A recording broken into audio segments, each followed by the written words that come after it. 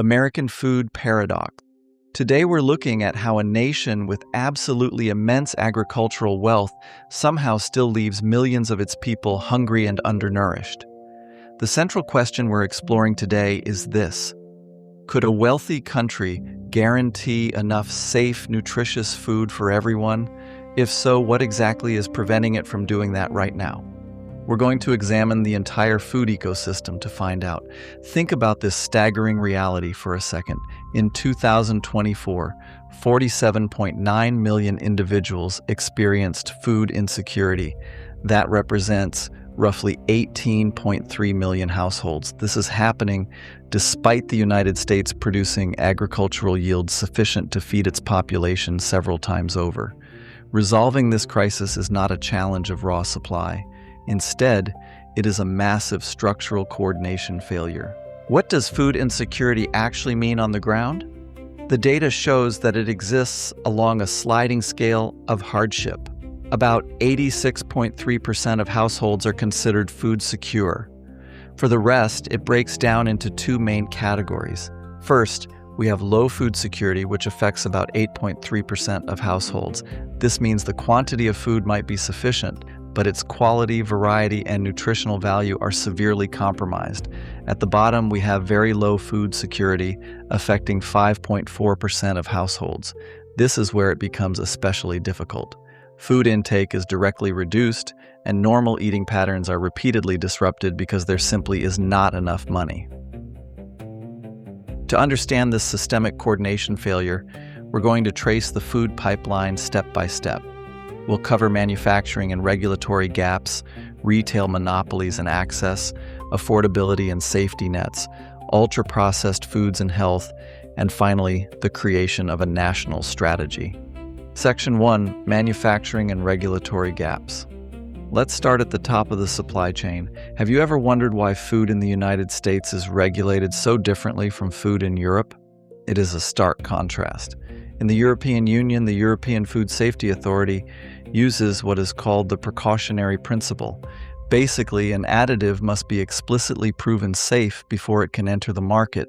It is a proactive approach. In the United States, however, a 1958 amendment created something called the GRAS loophole. GRAS stands for Generally Recognized as Safe. This allows the food industry largely to regulate itself. Companies can assemble their own panels to declare an additive safe without any FDA review. It is essentially an innocent until proven guilty approach to our food supply. Because of that retroactive approach, there are upward of 10,000 chemical additives permitted in American foods. Meanwhile, the European Union restricts its positive list of legal food additives to roughly 400. Let that sink in. That is a massive discrepancy. In practical terms, it means that many products made by the same global manufacturers are formulated completely differently for the American market than for the European market. They often contain additives in the United States that were banned overseas decades ago. Retail monopolies and geographic access. How does this play out geographically? It leads to a systemic issue known as supermarket redlining. This happens when chain supermarkets completely avoid or withdraw from lower income, often minority neighborhoods, and relocate to more affluent suburbs. This strands marginalized communities in environments saturated with convenience stores, but largely devoid of fresh produce. Researchers call these areas food swamps, places where unhealthy, highly processed options drastically outnumber healthy ones. Over time, this shapes the built environment so profoundly that residents face immense logistical hurdles merely to buy an apple. The business landscape behind these grocery stores is also incredibly concentrated.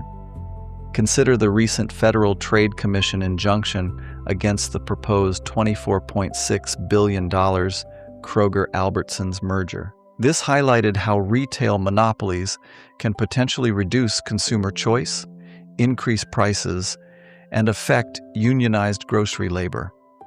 The federal court recognized that consolidating traditional grocery stores into fewer corporate hands directly threatens local competition.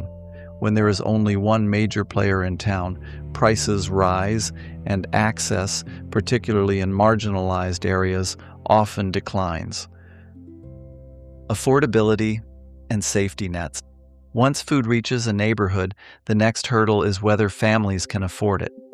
Food insecurity disproportionately affects specific demographic groups, compounding structural barriers such as limited transportation and unpredictable shift work. Look at the numbers. Food insecurity affects 36.8% of households headed by single mothers. Among Black households, the rate is 24.4%. Among Hispanic households, it is 20.2%.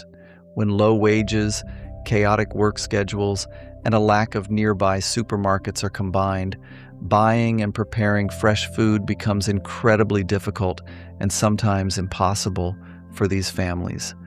The system attempts to combat this through federal safety nets, specifically through something called categorical eligibility. This is where qualifying for SNAP automatically cascades into eligibility for WIC and school meal programs. It is an incredibly smart administrative tool.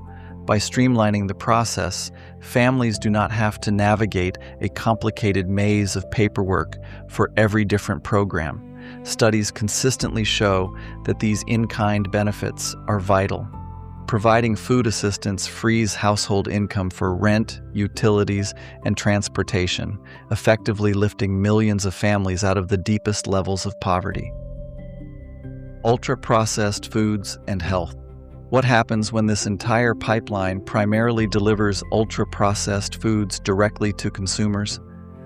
Dr. Kevin Hall at the National Institutes of Health conducted a groundbreaking study to find out.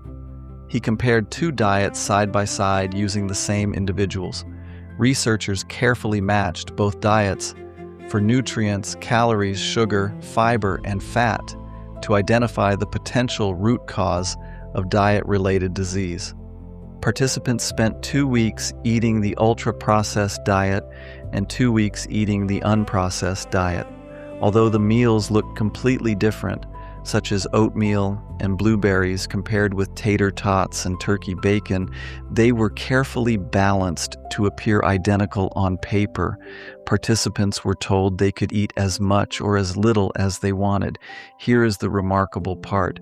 The study found that the ultra-processed diet caused people to overeat and gain weight even when the nutritional profiles appeared identical. There is something inherent in the formulation of ultra-processed foods that bypasses the body's natural fullness cues. This is especially alarming when you consider that ultra-processed foods account for 60% of adult calories and a staggering 70% of children's calories in the United States. It proves this is not simply a matter of willpower. The food environment itself is actively driving diet-related disease.